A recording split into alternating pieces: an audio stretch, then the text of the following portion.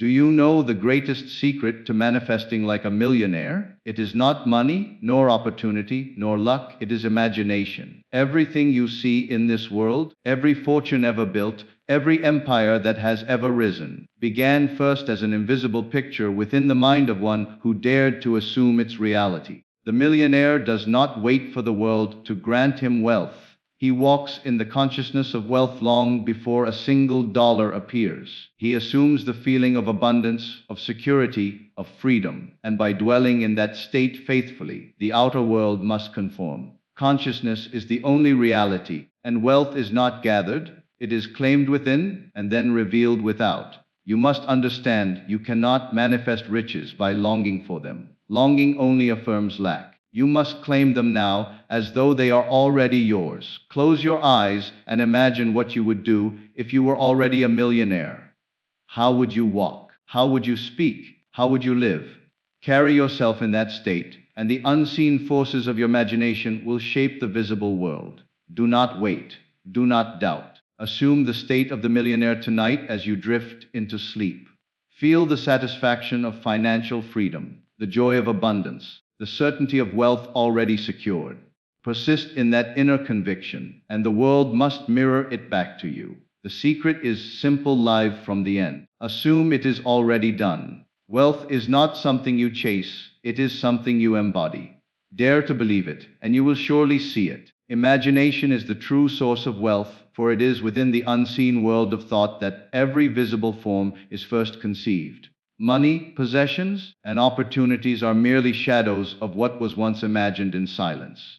A person may labor endlessly in the outer world, but unless the inner image is formed and felt as real, the results remain fleeting. Wealth begins when one dares to picture themselves already abundant, already secure, already free. The inner assumption gives birth to the outer evidence, and imagination, faithfully held, compels the world to yield riches in perfect correspondence to that vision. Every fortune begins first in consciousness, because nothing in the outer world has ever existed without first taking shape in the inner world of thought and feeling. The seed of wealth is planted the moment one dares to imagine themselves rich, secure, and free. It is not the accumulation of money that creates the state of wealth, but the assumption of wealth within consciousness that draws the money and opportunities into form. A millionaire does not wait for evidence before believing. He believes, and the evidence follows. The mind is the true workshop where every empire is built, where every success is born, and where every door to abundance is unlocked. To feel lack is to perpetuate it, but to dwell in the inner assurance of prosperity is to summon it forth with irresistible power.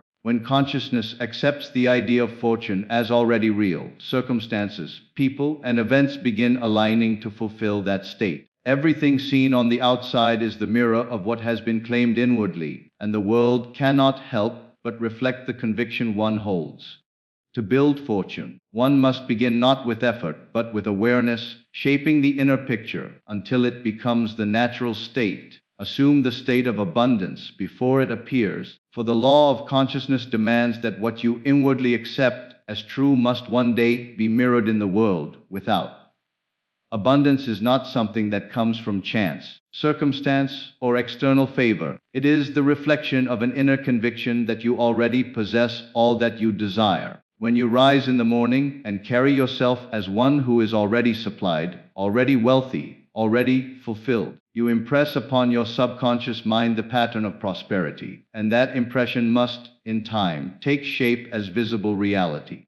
The great mistake most make is waiting for outward proof before embodying the state inwardly, yet by waiting they perpetuate the absence of what they long for. The secret is to feel the joy of already having, to think, speak, and act as though the condition is complete. And by persistence in this state, the world is compelled to rearrange itself to match the inner assumption. If you imagine yourself lacking, you bind yourself to lack. But if you imagine yourself abundant, you release the flow of supply. Every gesture, every word, every decision becomes saturated with the consciousness of prosperity, and opportunities appear where none were seen before. Life bends to the inner certainty you hold, and what seems like chance is only the outworking of your assumed state. To assume abundance is to acknowledge that everything desired is already yours in the unseen, waiting only to crystallize into form. Hold faithfully to this inner richness. Refuse to yield to appearances of lack, and the world cannot resist but reflect the fullness you have already claimed within. Longing affirms lack. Assumption affirms possession. For every thought you hold is a silent decree shaping the reality that unfolds before you.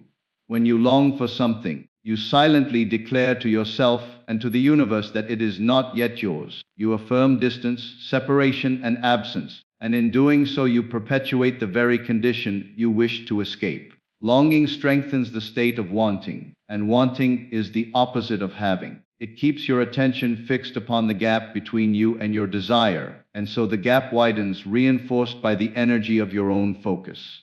Assumption, however, is the secret key that collapses this distance. For when you assume, you claim as present what the senses may deny. You step into the feeling of possession and live from the end, and it is this state of being that compels outer facts to shift into harmony with the inner conviction. To assume is not to hope or to wish, but to feel as if the desire were already completed, and to rest in that satisfaction. When you assume health, you no longer identify with sickness. When you assume wealth, you no longer identify with poverty. When you assume love, you no longer identify with loneliness. You cannot serve two masters, for you cannot simultaneously dwell in longing and in possession. You must choose to abandon the vibration of desire unfulfilled and embrace the vibration of desire accomplished. The moment you dare to assume, you summon the creative power of imagination, and imagination fashions the world in the likeness of your inner state. Longing looks outward and waits, but assumption looks inward and creates. Longing is passive, born of doubt and fear, while assumption is active, born of faith and conviction. One keeps you bound to delay, the other ushers you into fulfillment. To live in longing is to remain forever at the threshold of your desire, but to live in assumption is to step into the room and take your place as rightful owner, feel, and live as though you already are a millionaire. For it is only by assuming the state of wealth inwardly that the outer world can bring it to you. To wait until riches appear before adopting the consciousness of abundance is to wait in vain, for the law of life is that consciousness precedes manifestation. If you feel poor, speak poor, and act poor, no matter what efforts you make, you will continue to attract conditions that confirm that inner belief. But the instant you dare to step into the awareness of being wealthy, to carry yourself with the dignity, confidence, and security of one who is already supplied, everything in your world begins to shift toward that assumption. The subconscious mind accepts the feeling you impress upon it as fact. And once it accepts the fact of wealth, it sets into motion countless unseen forces that draw opportunities, ideas, and circumstances in alignment with that belief. To feel like a millionaire is not about pretending in a superficial way, but about inwardly resting in the state of already having. Ask yourself, how would I walk if I were a millionaire today? How would I speak? How would I treat others? How would I treat myself? Begin to move through your days with that feeling alive within you, not as a game of make-believe, but as the living truth of your inner reality. Wealth is not the paper in your hand, but the state of consciousness you occupy. And when you consistently dwell in the state of wealth, the outer must conform. This is why many who chase money never find true riches, while others who rest confidently in their imagined abundance draw wealth effortlessly. The difference is in the inner state, for money is an effect and consciousness is the cause. When you saturate yourself with the feeling of already being rich, you dissolve the vibration of lack and replace it with the vibration of sufficiency. You cease looking outward with longing eyes, and instead you radiate the certainty of possession. That certainty reorganizes your thoughts, your decisions, your habits, and eventually your circumstances. To live as a millionaire within is to already belong to the realm of abundance, even if the outer still denies it. Every time you persist in this state, you are laying the foundation for the visible evidence of wealth to appear. The world is but a mirror, and once you faithfully feel and live as though you are a millionaire, that reflection cannot help but appear before you. Consciousness creates reality. Outer mirrors inner. For the world you see around you is nothing more than the reflection of the state you occupy within. Every condition, every circumstance, every relationship, every opportunity you encounter is but the echo of the inner vibration you have accepted as true.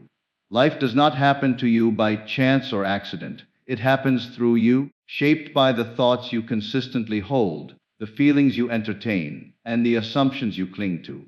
The great law of being is that consciousness precedes form, and form has no choice but to mirror consciousness. If you are inwardly saturated with fear, worry, or lack, the outer world cannot help but display those very conditions back to you, not to punish you, but to reveal to you the state you are perpetuating. When you change your consciousness, the reflection must also change, for the mirror cannot show what is not already before it.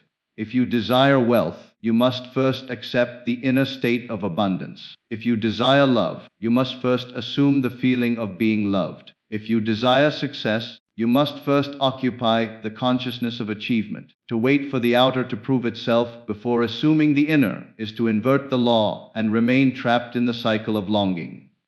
The outer never moves first. It is always the follower, always the shadow, always the reflection. The cause is within, the effect is without. This is why Neville declared that imagination is the only reality, for imagination is the workshop where consciousness is shaped, and what is shaped there must sooner or later harden into fact. You can test this truth for yourself in the smallest of ways. Assume tonight as you drift to sleep that something joyful and unexpected will greet you tomorrow, and persist in that inner feeling until it becomes natural.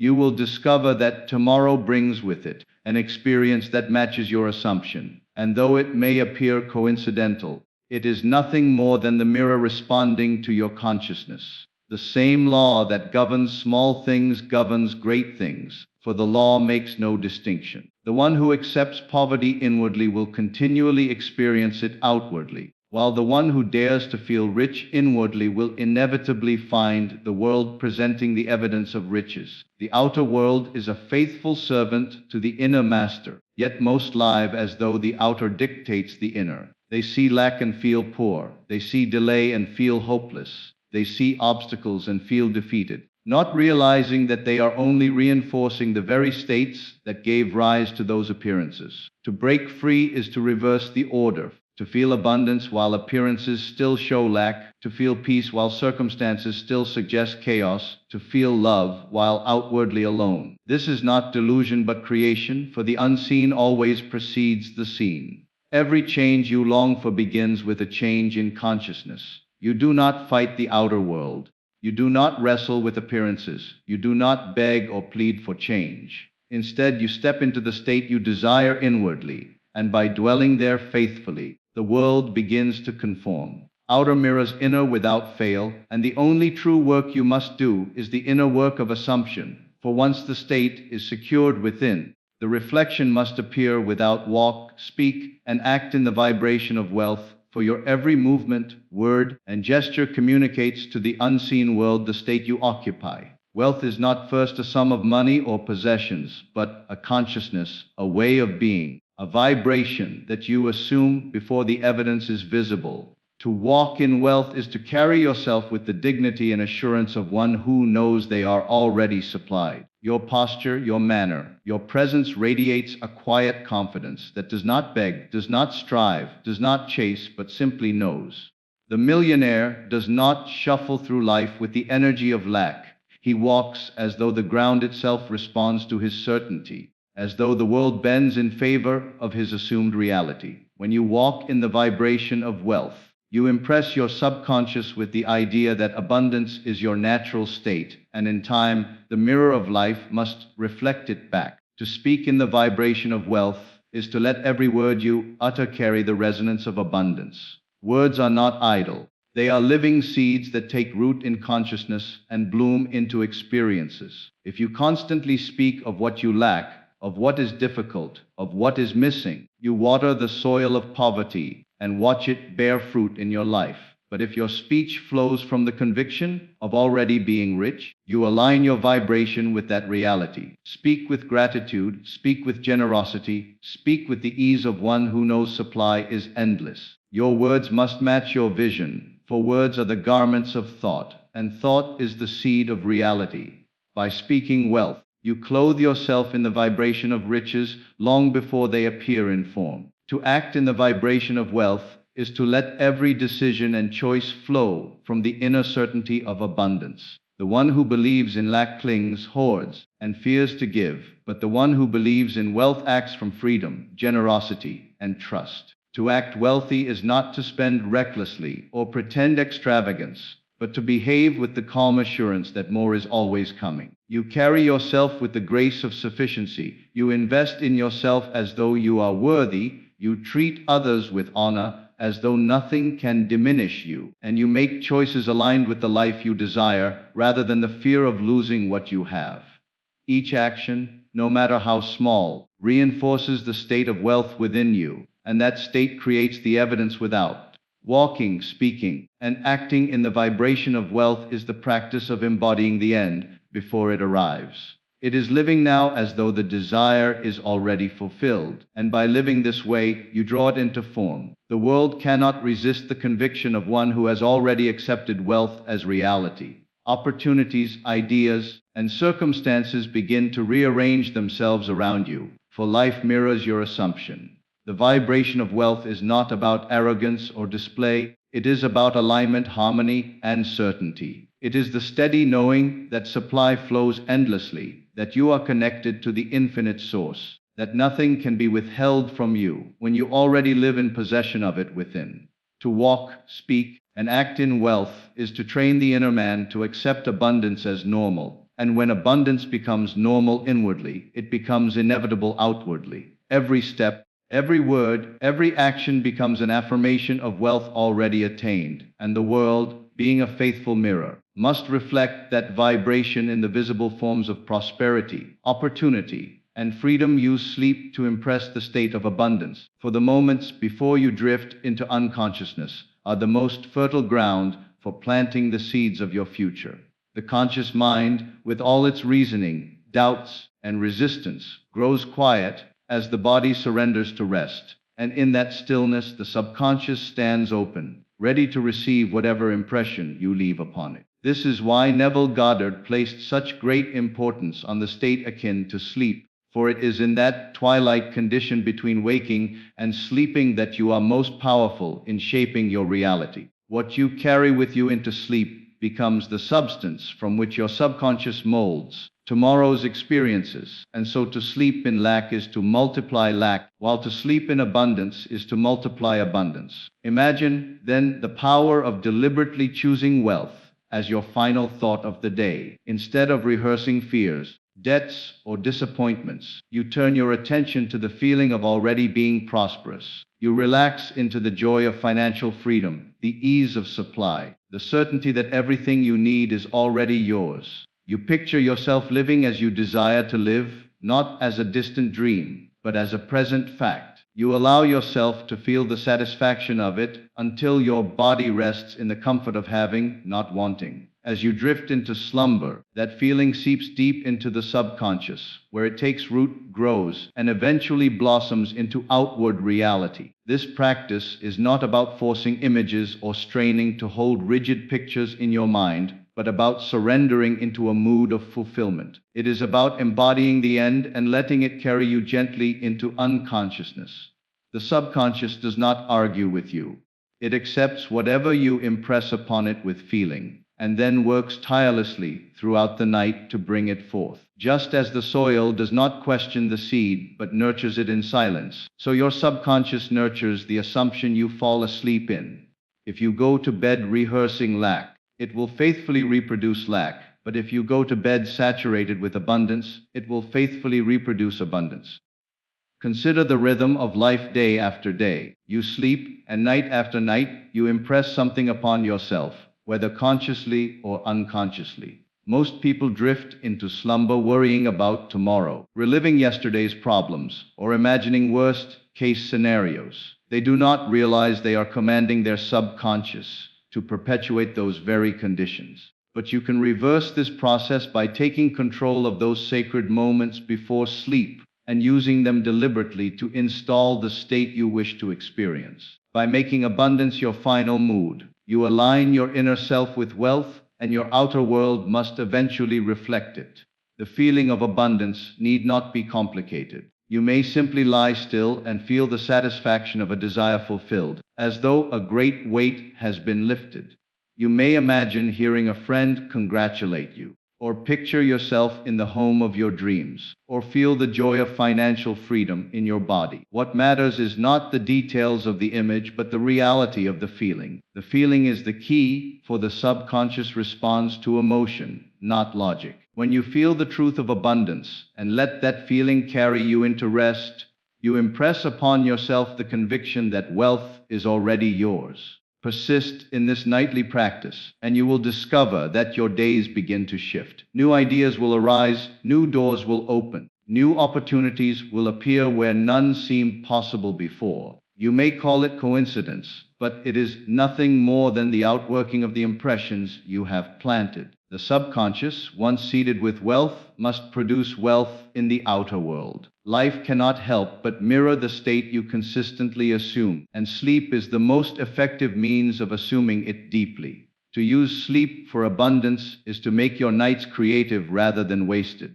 It is to stop feeding fear and lack in those final moments and instead feed certainty and fulfillment. Night after night, you can impress the state of wealth upon yourself until it becomes your natural consciousness. Once wealth feels natural within, it must become natural without, for the law of consciousness is unfailing. To rest each night in abundance is to live each day in growing evidence of it. Until what you once imagined becomes the world you inhabit, persist in the feeling until the world conforms. For the only true battle in manifestation is the battle of persistence. Most people give up too quickly, swayed by appearances, discouraged by delays, and shaken by circumstances that seem to deny the reality of their desire. They begin with faith, but when the outer world presents contradictions, they abandon their assumption and return to the old state of lack. Yet the secret is to hold fast, to remain faithful to the unseen reality, to persist in the feeling of the wish fulfilled even when everything outside appears unchanged. For consciousness is the cause, and the outer is but the delayed reflection. If you plant a seed in the ground, you do not uproot it every day to see if it is growing. You trust that it is taking root in silence, and with time, the harvest appears. In the same way, your assumption, once planted in consciousness, must grow, but only if you do not disturb it with doubt and contradiction. Persistence is the art of remaining loyal to the inner conviction, despite the evidence of the senses. The senses scream lack, but you return within and feel abundance. The senses present delay, but you return within and feel fulfillment. The senses point to impossibility, but you return within and feel certainty. By doing so, you align yourself with the truth that consciousness creates reality, and reality cannot resist the command of a state consistently occupied. Neville Goddard taught that imagining creates reality, but imagining must be sustained. It is not the fleeting daydream, but the consistent dwelling in the end that compels the world to conform.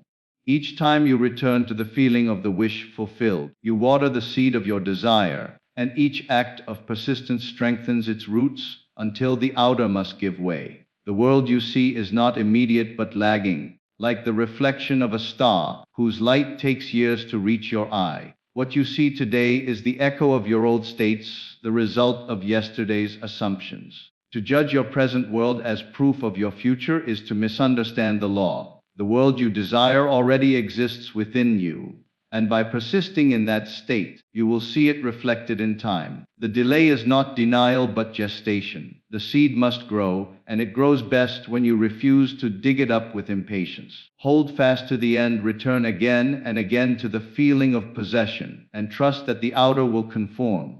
Persistence does not mean straining or forcing. It means quiet faithfulness. It means choosing again and again to feel the reality of your desire, even when doubts whisper otherwise. At first, the old state will try to pull you back, for it has been your dwelling place for so long. But persistence weakens the old state and strengthens the new. The more you occupy the state of fulfillment, the more natural it becomes, until one day it is easier to feel wealthy than to feel poor. Easier to feel loved than to feel lonely, easier to feel successful than to feel defeated. At that point, the world has no choice but to mirror your natural state. Consider the persistence of a sculptor who sees in a block of stone the finished figure long before the world beholds it. With every strike of the chisel, he removes what does not belong, guided by the inner vision of what already exists in imagination. He does not stop because the stone resists, he persists until the figure appears. So too must you persist in the inner vision of your desire, holding the feeling of completion until the outer form reveals itself. The resistance of appearances is not a sign to quit, but a sign that the old form is giving way to the new. There will be moments when the evidence of the senses seems overwhelming, when circumstances appear immovable, when doubts whisper that nothing is changing. In those moments, persistence is most powerful. It is easy to feel fulfilled when signs are favorable, but true mastery is to feel fulfilled when nothing has yet changed. This is the faith that moves mountains, the faith that holds to the unseen until it becomes the seen. Each act of persistence is a declaration to yourself and to the universe that you are unmoved by appearances, that you live from the truth of your assumption, and that you will remain there until the world conforms. The world always conforms, for it has no will of its own. It is a mirror, and a mirror cannot but reflect what is placed before it. If the reflection is not yet what you desire, the answer is not to smash the mirror, but to change what you are presenting to it. Present the state of fulfillment consistently, and the reflection must shift. Persistence is the bridge between assumption and manifestation, the golden thread that carries your desire from the invisible to the visible. Every desire fulfilled has passed through the gate of persistence. Without it, the seed of assumption dies in the soil, choked by doubt and fear. With it, the seed flourishes, unstoppable and inevitable. To persist in the feeling is to know that what you hold within is more real than what you see without. It is to walk by faith, not by sight, until sight itself bends to faith. It is to live in the end so completely that the end becomes the only reality you know. And the world, being faithful, rises to meet it. Wealth is not pursued. It is embodied and revealed. For the very act of chasing something affirms that it is not yet yours, while the act of embodying it declares its presence in your reality. The world has conditioned people to believe that wealth is something to be hunted, something to be worked for endlessly, something that lies outside of themselves waiting to be captured. They struggle, strive, and exhaust themselves in pursuit of money, possessions, and status, only to find that the more they chase, the further away it seems to slip. This is because pursuit affirms distance, and what you continually affirm as distant will always remain just beyond your reach. The secret is not in pursuit, but in embodiment, for consciousness creates reality, and the state you embody within must eventually be revealed without. To embody wealth is to adopt the inner conviction that you already are abundant, already supplied, already free. It is not about pretending or acting a role, but about entering into the vibration of abundance so deeply that it becomes natural, effortless, and unquestioned. When you embody wealth, you do not ask whether it is coming or wonder how it will arrive. You rest in the certainty that it is already here. Your thoughts, feelings, and actions align with that conviction, and the outer world, being a mirror, reflects it back in the form of money, opportunities, and circumstances. What others chase desperately, you attract effortlessly, not because you strive harder, but because you are aligned inwardly with the reality of abundance. The law of assumption teaches that you do not manifest what you want, but what you are. To want is to affirm lack, but to be is to affirm possession. A man who wants wealth will always remain in the state of wanting, but a man who assumes wealth as his natural state will live in the awareness of already being rich, and that awareness must outpicture itself.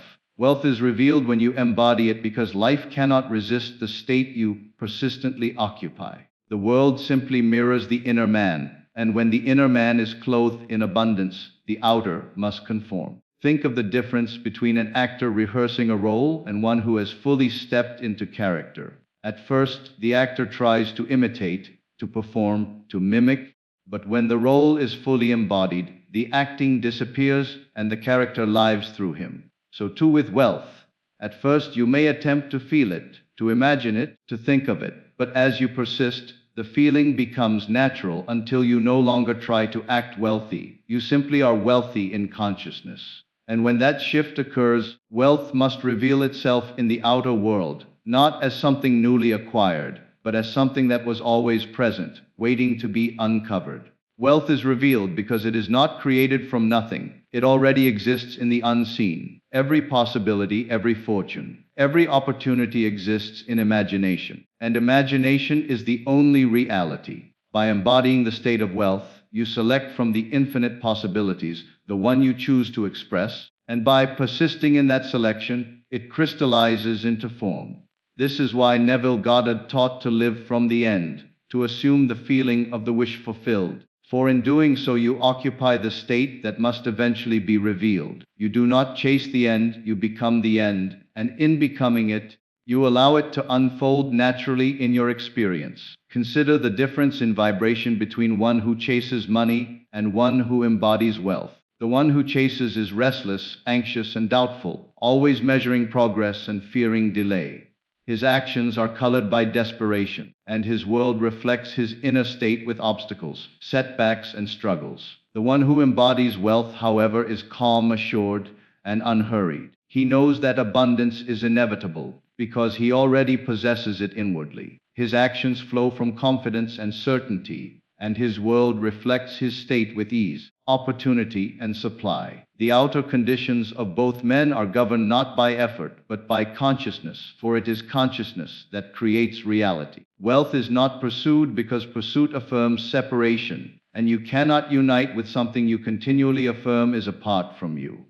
But embodiment bridges the gap, for in embodiment there is no separation. You and wealth are one. To embody wealth is to live now as though the desire is already fulfilled. You walk with the assurance of sufficiency. You speak with the ease of one who knows there is always more than enough. You act from generosity and faith rather than fear and clinging. These subtle shifts in being send out a vibration that the world cannot resist, and the mirror of life responds in kind. The revelation of wealth comes when the state becomes natural, when you no longer question, no longer strain, no longer hope, but simply live in the certainty of being wealthy. At that point, the outer world must conform, for it is powerless to do otherwise. The mirror cannot reflect lack when you present abundance. It cannot reflect poverty when you embody prosperity. Your reality has no choice but to reveal what you embody, for consciousness is the cause and the outer is only the effect.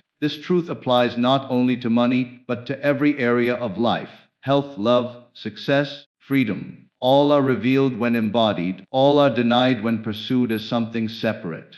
The key is to claim the state inwardly first, to feel it real, to rest in the assurance that it already exists, and then to persist in that state until it hardens into fact. Pursuit is the path of struggle, but embodiment is the path of ease. Pursuit is rooted in lack, but embodiment is rooted in possession. Pursuit looks outward for proof, but embodiment rests inward in certainty. To embody wealth is to rise each morning in the consciousness of abundance, to carry yourself throughout the day as one already supplied, to lay down at night in the satisfaction of fulfillment. It is to saturate your imagination with the end until it becomes so real that the outer world has no option but to reflect it. Wealth is revealed not by striving but by assuming, not by chasing but by accepting. When you embody wealth, you make it your dwelling place, and whatever you dwell in must become your reality. Wealth is not something distant, something to be earned, something reserved for the fortunate few. It is a state of consciousness available to all, waiting only for you to claim it. By embodying it, you align with it, and by aligning with it, you allow it to be revealed. The world cannot hide what you persistently assume. It must bring it forth in form, for the outer is forever the servant of the inner. Wealth is not pursued, it is embodied and revealed,